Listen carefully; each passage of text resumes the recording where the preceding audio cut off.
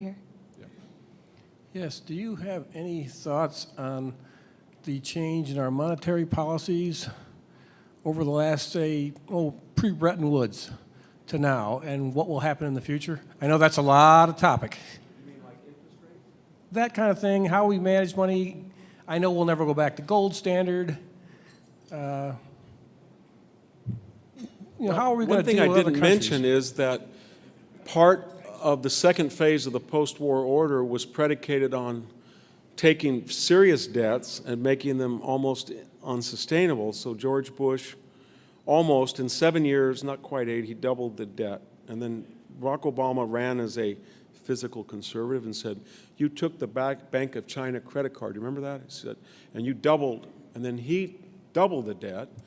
And it was all predicated on near zero interest rates. So if you look at the amount of money that we were paying when Obama left office and to service a almost $20 trillion debt, it wasn't all that much more than Bill Clinton was paying at 7% interest for a $6 trillion debt.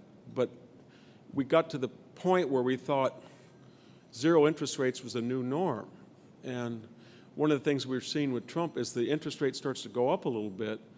It's actually helping the economy because we basically confiscated about $3 trillion over the last 20 years from people like yourself that save money and you put it in a passbook account and you got zero interest, and then people were able to borrow money very cheaply.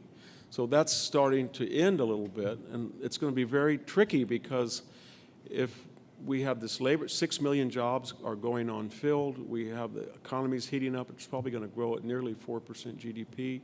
And inflation, and we have this big debt, and yet there's not too many things you can do if we get into an economic crisis because we've used them all. We have a big debt, we have almost low interest. What else are you going to do to stimulate the economy? So I think we've got it. Trump at some point, if he gets reelected, is going to have to pivot and do some things that might be called deflationary, or at least address entitlements and debt and budgetary concerns.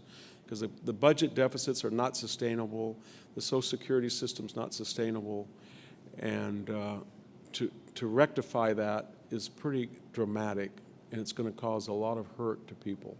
But it's going to have to be done now, or it will be done much more abruptly in the future.